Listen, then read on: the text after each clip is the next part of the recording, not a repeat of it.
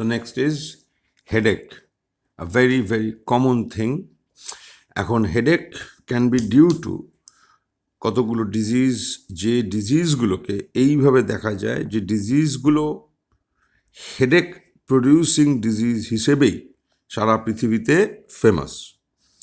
So these are often called primary headache disorders, whereas there are other diseases যেখানে হেডেকটা is হয়তো not the primary problem, but these diseases can also cause headache. Now, primary headache disorders and therefore secondary headache disorders, these are overall headache important causes. Headache important causes. And I can see একটা important cause, a secondary headache disorder, একটা important cause omitted হয়ে গেছে. এই secondary headache disorder you can add another important cause যেটা often it's not a primary headache disorder and therefore A গ্রুপে, and that is ophthalmological diseases. Ophthalmological diseases, সেটা can be refractive error, এতে headache হয়. Glaucoma can cause headache. Glaucoma can cause headache. So therefore these are কতগুলো secondary headache disorders. Now what we will do now হচ্ছে যেগুলো primary headache disorder, তার মানে mainly migraine, tension headache, cluster headache, এইগুলোকে একটু ছোট ছোট করে দেখে নেওয়া.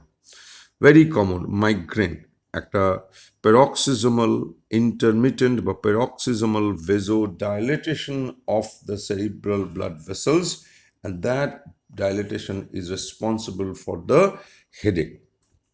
Migraine বুঝতে হয় from the history of the patient, and therefore the profile of the headache has to be clearly understood. So migraine headache একটা নিজস্ব প্রোফাইল আছে. Now, often the headache is precipitated by কতগুলো triggering factor. এখন সেই ফ্যাক্টরগুলো যে থাকতেই হবে তার কোনো মানে নেই, but এই triggering factors are often present.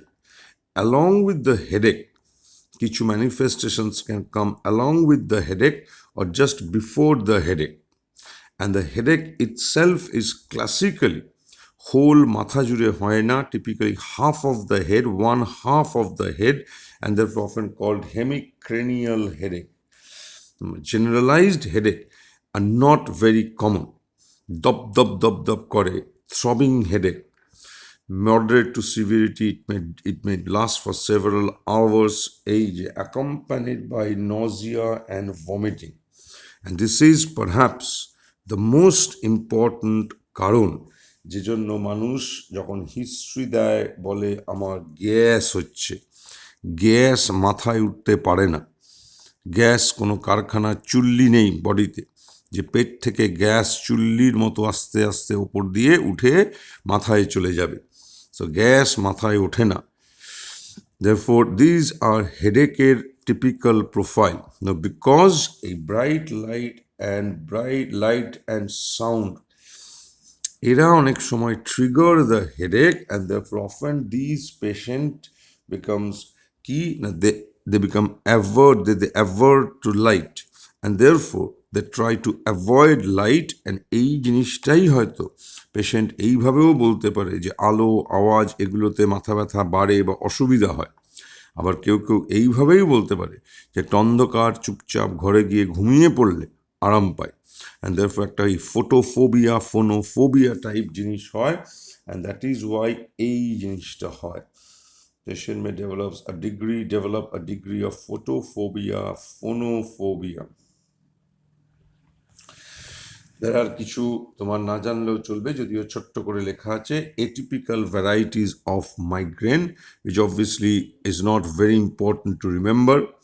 No investigation to prove migraine. Migraine is a clinical diagnosis, and that is why the entire profile of the headache ভালো করে বুঝতে হয়. You treat migraine দুভাবে. একটা হচ্ছে অ্যাবর্টিভ মেডিসিনস, তার মানে যে মেডিসিনসগুলো অ্যাটাকটাকে ব্যথাটাকে আর্জেন্টলি কমায়, So these are the medicines যেগুলো emergency রিলিফের জন্য can be used. Abort the attack of migraine, and typically anti-migraine analgesic যেগুলো সুমাট্রিপটান আছে, এখানে এই গ্রুপে যেমন অ্যান্টি-মাইগ্রেন অ্যানালজেসিক সুমাট্রিপটান আছে, তেমনি আর্গোটামিন আছে, আর্গোটামিন। Otherwise, there can be normal analgesics. Now, prophylactic treatment of migraine means যে medicines গুলো will prevent the headache from coming. So, preventive. যাদের রেগুলার মাইগ্রেনাস অ্যাটাক হচ্ছে, দে শুড বি অন এই prophylactic বা preventive medicine A, B and C. So therefore anti এপিলেপটিকের মধ্যে topiramate বলে একটা ড্রাগ, there is amitriptyline বলে একটা drug. So these are the two ages, amitriptyline and anti-epileptic topiramate. B for beta blocker, propranolol, and one of the calcium channel blockers, that is flunarizine. This is এক কথায় migraine for you. Tension headache, not that tension থেকেই সবসময় হয়, but often precipitated by stress. A band-like constricting sensation around the head, moderate to severe, usually migraine মতো কোনো aura হয় না, CT head if required. This is CT head দিয়ে tension headache বোঝা যায় না। সিটি হেড হয়তো বহু সিভিয়ার হেডেকের পেশেন্টে সিটি হেড, সিভিয়ার হেডেক, অনেক সময় একটা সিটি হেড করা হয়, তার কারণ একটু আগে যেগুলো বলা হচ্ছিল, কিছু সেকেন্ডারি হেডেক ডিসঅর্ডার, যেমন একটা ইন্টারসেরিব্রাল হেমারেজ, একটা সিভিয়ার সাবডুরাল হেমাটোমা, একটা অ্যানিউরিজমের bleed, tumor. These are the intracerebral causes which can be diagnosed by CT head. And therefore, severe হেডেকে অনেক সময়, even if you are thinking যে এটা হয়তো টেনশন হেডেকও হতে পারে, ক্লিয়ারলি বুঝতে পারলে হয়তো লাগে না, if your in doubt you do a CT head to rule out এই সেকেন্ডারি হেডেক প্রডিউসিং কিছু intracerebral disorders. So this is about tension headache. And then finally we have cluster headache, which is not very common. Typically young বা middle aged males দের বেশি হয়, এক একটা ক্লাস্টারে, তার মানে এক একটা ফেজে হেডেকটা আসে, and that phase continues for few days, and during that phase every day for few hours excruciating headache হয়, and this cycle goes on. And therefore এক একটা ক্লাস্টারে জিনিসটা হচ্ছে, একটা ক্লাস্টার এলো, তারপরে আবার সব কিছুদিন শান্ত, আবার একটা ক্লাস্টার এলো, আবার কিছুদিন শান্ত, অ্যান্ড এরকম ক্লাস্টারে হয়। অ্যালং উইথ দ্য হেডেক কিছু associated symptoms like nasal symptoms, ocular symptoms can ochre. No very effective treatment. However, acute phase the best treatment is high flow oxygen. কিছু prophylactic drug আছে which can be tried. Now this is brain tumor, but brain tumor এক তোমার ডিটেলসে জানার দরকার নেই। Number 2, brain tumor এর নামে, as I have written, চারটে topic we have tried to cover একটা মাদার টপিকের থ্রু দিয়ে, and therefore brain tumor, be it primary or spread from another malignancy, that means metastatic brain tumor.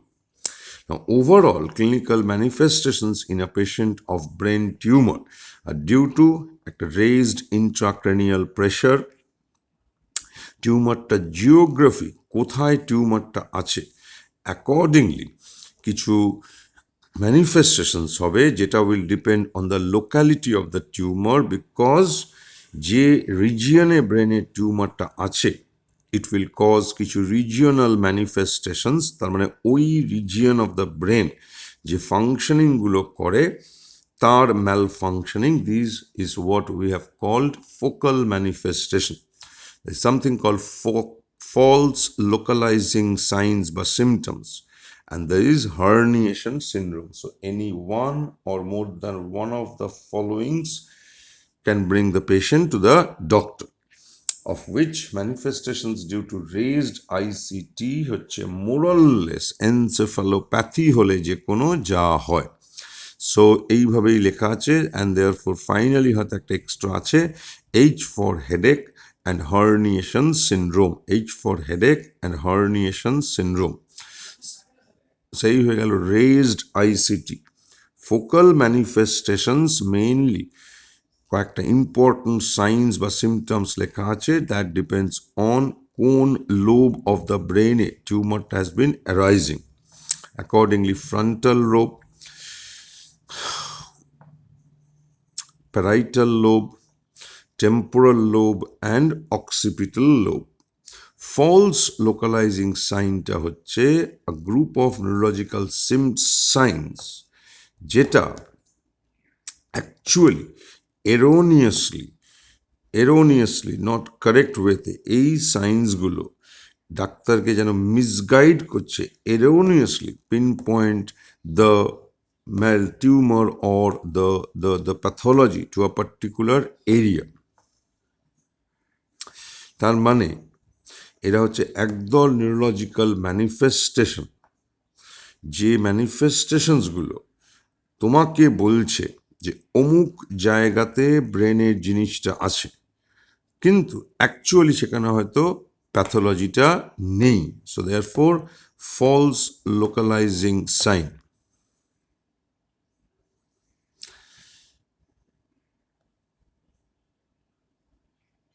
Therefore এই ধরনের sign কি কি হতে পারে বা কেন হতে পারে? এই যে সিক্স নার্ভ পলসি, না সিক্স নার্ভ অ্যারাইজ করে ফ্রম দ্য পন্স।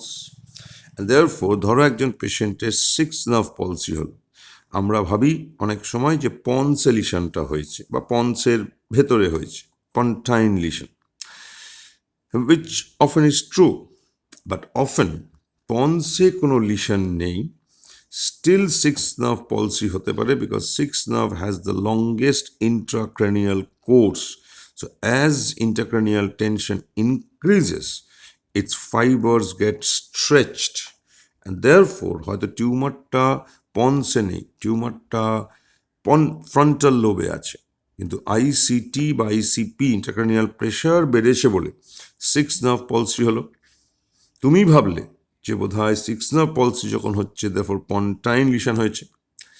একই রকমভাবে থার্ড নার্ভ পলসি অনেক সময় হয় because of stretching, erroneously giving an impression যে যেন থার্ড নার্ভ মানে মিড ব্রেনে লিশনটা হয়েছে, কিন্তু অ্যাকচুয়ালি হয়তো মিড ব্রেনে হয়নি। Bilateral extensor plantar can occur resulting from brainstem compression. Now bilateral extensor plantar দেখলে ব্রেন ডিজিজ প্রথমেই মনে হবে যে বাইল্যাটারাল লিশন হয়েছে, অ্যাকচুয়ালি বাইল্যাটারাল হয়নি। আইসিটি বেড়ে গিয়ে বা আইসিপি বেড়ে গিয়ে যদি ব্রেন স্টেম কম্প্রেশন হয়, because brain stem both the corticospinal fibers come very close to each other, টিউমারটা একটা দিকেই হয়েছে, কিন্তু এই rising pressure has been compressing, has started to compress both the corticospinal fibers. Therefore bilateral extensor plantar can occur as an false localizing sign.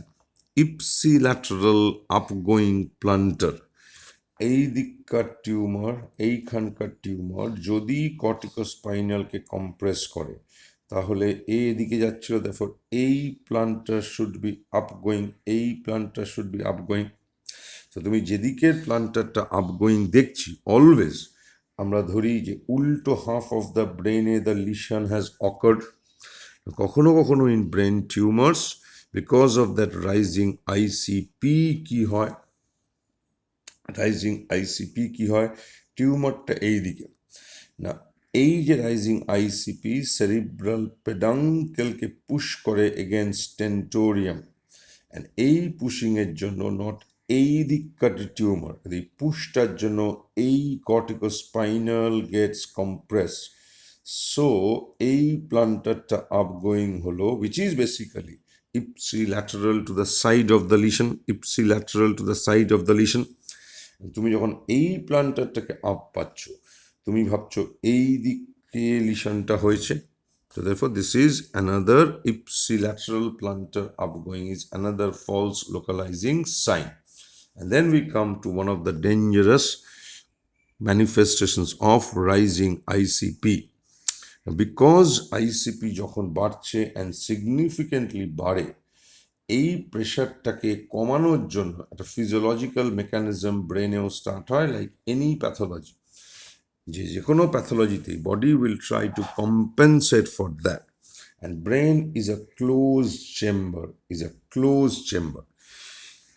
As ICP increases, brain tries to itself decrease that pressure, and in an attempt to do so, ব্রেনে যে ফোরামেনগুলো আছে সেই foramen দিয়ে a part of the brain escapes. This is as if to make more space for itself, so that প্রেশারটা ডিকম্প্রেসড হয়।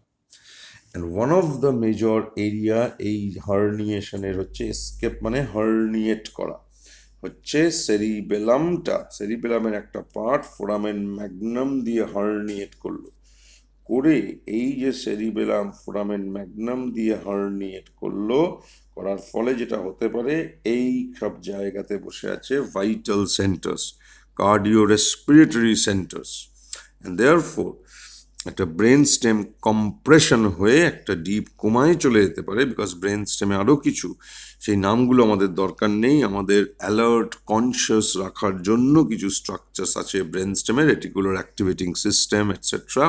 So they can get compressed, cardiorespiratory centers can get compressed, leading to একটা life-threatening situation. Investigation of brain tumor, CECT, মানে contrast enhanced CT is brain, followed by MRI, followed by, সেটা আর এখানে লেখার দরকার নেই, যে কোনো ক্যান্সারের মতোই প্রাইমারি সাইট হান্ট করা, যদি মনে হয় it's a metastasis, primary site hunt করা and try to establish the primary tumour in cases of suspected metastatic brain disease. whereas যদি ব্রেনের প্রাইমারি টিউমার মনে হয়, অনেক সময় এমআরআই বা particularly MRI can even not confirm but can even give a fairly good idea about the type of the tumor. Now, যেহেতু brain টিউমারে most of the time brain surgery লাগে, তারপর often post operative টিউমারের histopathological nature established করা হয়। যদি pre op করতে হয় primary brain tumour, before operation you want to know histopathology, yes, basic principle তো আর ভুল হতে পারে না। ব্রেন বায়োপসি স্পেশাল ওয়েতে করা হয়, তার নাম হচ্ছে stereotactic brain biopsy, brain biopsy, therefore বলে STB। Treatment of brain tumour patient, supportive treatment হচ্ছে এই ICP কে কমানো, ব্যথা কমানো, ব্যথার সাথে ICP বেড়ে যাওয়ার জন্য বমি হয় বা বমি হতে পারে, কনভালশন হতে পারে। So therefore anti-edema drug, analgesics, anti-emetic, anti-convulsant, কিছু supportive surgery, these are not definitive surgery, supportive surgery to bring down intracranial pressure, একটা ventriculoperitoneal shunt insert করা, craniotomy flap দেওয়া, তার মানে এটা স্ট্রোক পেশেন্ট লেখাটা ভুল হয়েছে, ইনা ব্রেন, এটা এই সেন্সে লেখা যে এটা ব্রেন টিউমার পেশেন্টেও যেমন করা হয়, কখনো কখনো it can be done on a stroke patient. Severe cerebral oedema, so the brain need space. স্কালের একটা পার্টকে এরকমভাবে উড়িয়ে দেওয়া হলো, স্কালের একটা পার্ট, পুরোটা অবভিয়াসলি না, স্কালের একটা পার্ট উড়িয়ে দেওয়া হলো, অ্যালাউইং দ্য ব্রেন টু কি, এই স্পেসটা দেওয়া হলো, সো এটাকে বলে craniotomy flap. Elective ventilation, and then ventilator machine is setting এমন রাখা to make the patient hyperventilate, because carbon dioxide washout indirectly can bring down intracranial pressure.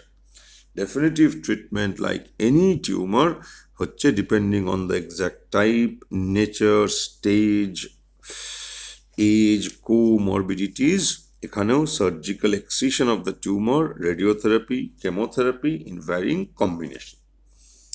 Delirium is মোটামুটি ওই যেটাকে আমরা বলতে পারি ভুল বকা তাই, একটা টেম্পোরারি সেরিব্রাল ডিসফাংশন, যেখানে এক ধরনের নিউরোসাইকিয়াট্রিক ম্যানিফেস্টেশন হয়। এখন ডেলিরিয়ামে একটা ডায়াগনোস্টিক ক্রাইটেরিয়া আছে, শর্টে আমি সেটাকেই ABCDEF করে লিখেছি, এটা তুমি পড়ে নেবে, আমার এখানে বোঝানোর কিচ্ছু নেই। যদি ডেলিরিয়াস পেশেন্ট খুব অ্যাগ্রেসিভ হয়ে যায় তাকে বলে হাইপার অ্যাক্টিভ ডেলিরিয়াম, যদি খুব ল্যাদ খেয়ে যাই আমি তাকে বলে hypo active delirium, and there can be mixed. Important thing হচ্ছে যে পেশেন্টকে দেখে মনে হচ্ছে এই যে ডেলিরিয়াম কি এনসেফালোপ্যাথি কি এটা মনে হচ্ছে cerebral dysfunction, you always look for reversible কি বলো causes. So biochemical disturbance, infection, cerebral কোনো ইভেন্ট, ড্রাগ এফেক্ট, অ্যাডিকশনের জন্য, dementia is a important cause of delirium, and so on and so forth. বাকি আমার মনে হয় না আমার আর কিছু বলার আছে, তুমি নিজেই পড়ে নিতে পারবে। একটা short difference between dementia and delirium নিজেরা পড়ে নেবে যদি পড়ার থাকে। বাকি বুঝতেই পারছ, দেখতেই পাচ্ছ, এটা যার ইচ্ছা সে পড়বে, আমার কোনো ইচ্ছা নেই এই next part of the CNS নিয়ে তোমার সময় নষ্ট করানো। যদি কেউ পড়ে অ্যান্ড পড়ে যদি তার বুঝতে কিছু অসুবিধা থাকে, আই এম অলওয়েজ দেয়ার, কিন্তু আমি কোনো বছরই এইগুলো ধরে ধরে পড়াই না, because rest of the CNS থেকে যদি একাত্তা শর্ট নোটস আসেও, ভেরি রেয়ারলি আসে, I am not at all worried বা বদার্ড অ্যাবাউট